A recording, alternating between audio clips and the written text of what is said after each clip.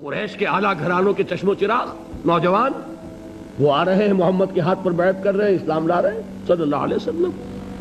انہوں نے دیکھا یہ ہمارے غلاموں میں بھی یہ آگ پھیل گئی، یہ تو سمجھیے کہ بارود کے اندر آگ لگ رہی ہے۔ یہ ابھی تک تو کانے تھے جو ظلم ہم کر رہے تھے اس پر، لیکن ان کے اندر اگر یہ ایمان اور اسلام کی دعوت اور تحریک ان میں پھیل گئی تو ہمارا اقتدار اور ہمارا یہ پورا نظام جو ہے یہ چوپٹ ہو جائے گا۔ یہ ہے وہ چیز جو میں نے کل آپ کو اقبال کا مصرع پڑھا سنایا تھا کہ نظام کہنا کے پاس بانو یہ مارز انقلاب میں ہے، beware of the revolution that is coming. لہذا اپنی پوری قوتوں کو جمع کرو اور کچل دو انہیں، مارو انہیں۔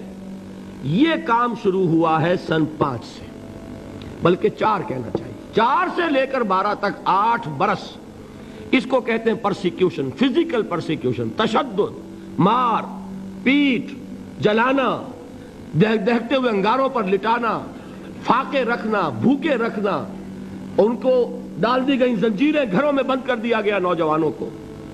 حضرت عثمان کو چچا نے ان کے ایک چٹائی کے اندر لپیٹا اور دھونی دے دی، دم گھٹ رہا ہے، جان نکل رہی ہے۔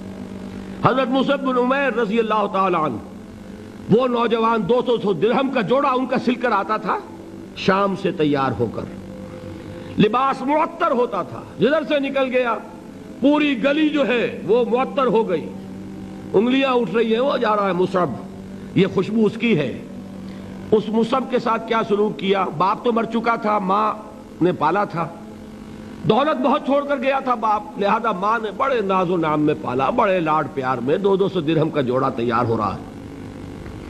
لیکن یہ کہ آپ کو معلوم ہے عرب کے اس معاشرے میں عورت کی کوئی حیثیت نہیں تھی، ماں کا اختیار نہیں تھا، چچا تھا اب سربراہ خاندان کا۔ چچا نے کہا مصعب اگر تم نے اپنے باپ کا دین چھوڑ دیا ہے تو باپ کی دولت پر بھی تمہارا کوئی حق نہیں ہے، نکل جاؤ گھر سے۔ اس نے یہ سوچا تھا کہ مصعب کے ہوش ٹھکانے آ جائیں گے، دن میں تارے نظر آ جائیں گے، ناز و نام میں پلا ہوا گھر سے نکل کے جائے گا کہاں، یہ سارا نشہ جو ہے توحید کا یہ حیران ہو جائے گا۔ حضرت مصعب کا جواب بالکل برعکس تھا، اچھا ٹھیک ہے چچا جان میں گھر چھوڑتا ہوں۔ وہی بات جو کبھی کہی تھی ابراہیم نے، باپ نے کیا کہا تھا؟ واجرنی ملیہ، جاؤ چلے جاؤ، دفع ہو جاؤ میری نگاہوں سے۔ حضرت ابراہیم نے کیا جواب دیا تھا؟ سلام علیک ساستغفر لک ربی انہ کان بی حفیہ۔ اچھا ابا جان آپ کا حکم یہی ہے تو میں چلتا ہوں، آپ پر سلامتی ہو، میرا رب مجھ پر بڑا مہربان ہے، میں اس سے آپ کے لیے استغفار کروں گا۔ چل دی۔ یہی جو ہے حضرت ابراہیمی کی نسل ہے نا قریش۔ آج ابراہیم کے ایک بیٹے کے ساتھ وہی معاملہ ہو رہا ہے مصعب کے ساتھ، اور مصعب چلنے کے لیے تیار ہو گئے۔ چچا نے سوچا، میں سمجھتا تھا کہ ہوش ٹھکانے آ جائیں گے، یہ تو تیار ہو گیا نکلنے کے لیے۔ غصے میں آ کے اگلی بات کہی، یہ کپڑے جو پہنے ہوئے تم نے یہ بھی اسی مشرک باپ کی کمائی کے ہیں، اتارو ان کو۔ وہیں کپڑے اتارے، مادر زاد برہنہ گھر سے نکالے گئے۔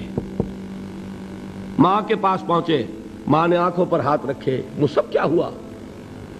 کہ ماں سے کہتے ہیں کہ ماں میں موحد ہو گیا ہوں، اور وہاں سے گئے پھر حضور کی خدمت میں، کپڑے کہیں سے مانگے ہوں گے۔ یہ مصعب ہیں 200 درہم کا جوڑا پہننے والے، جب حضور پر مدینے کے 12 افراد ایمان لائے تھے، بیعت عقبہ اولیٰ ہوئی، انہوں نے کہا کہ حضور ہمیں کوئی شخص اپنا ایسا شاگرد دیجئے جو ہمیں قرآن پڑھا سکے۔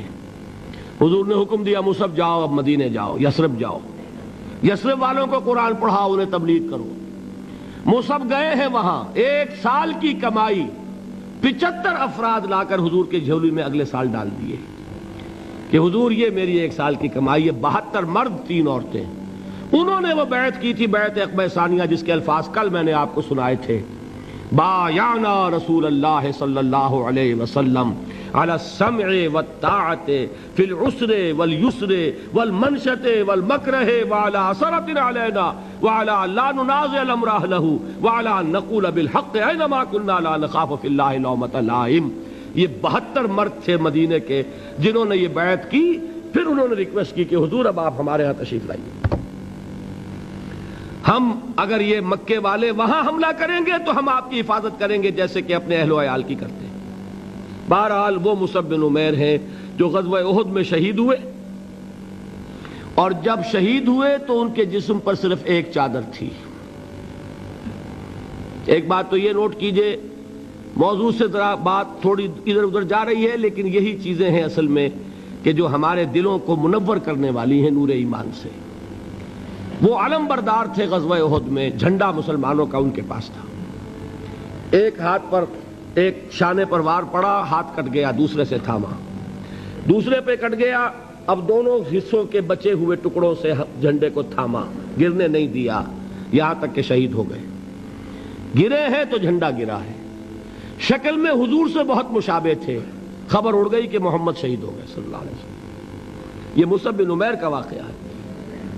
جب ان کو اب دفن کرنے کا وقت آیا، اور شہید کے لیے کفن جو ہے اس کا وہی لباس ہوتا ہے جو شہادت کے وقت ہو، حضور کے سامنے ایک پرابلم پیش کیا گیا۔ حضور، مصعب کے جسم پر تو ایک چادر تھی، اور وہ چادر بھی اتنی چھوٹی ہے، یعنی 2 گز کی چادر بھی نہیں ہے، اس سے اگر سر ڈھانپتے ہیں مصعب کا تو پیر کھل جاتے ہیں، پیر ڈھانپتے ہیں تو سر کھلتا ہے، کیا کریں؟ حضور نے فرمایا سر ڈھانپ دو چادر سے اور پیروں پر گھاس ڈال دو۔ یہ آخری لباس ہے جو محمد کے اس دیوانے کو اس دنیا سے رخصت ہوتے ہوئے ملا ہے، جس کا 200 درہم کا جوڑا چلتا تھا۔ یہ ہے صبر۔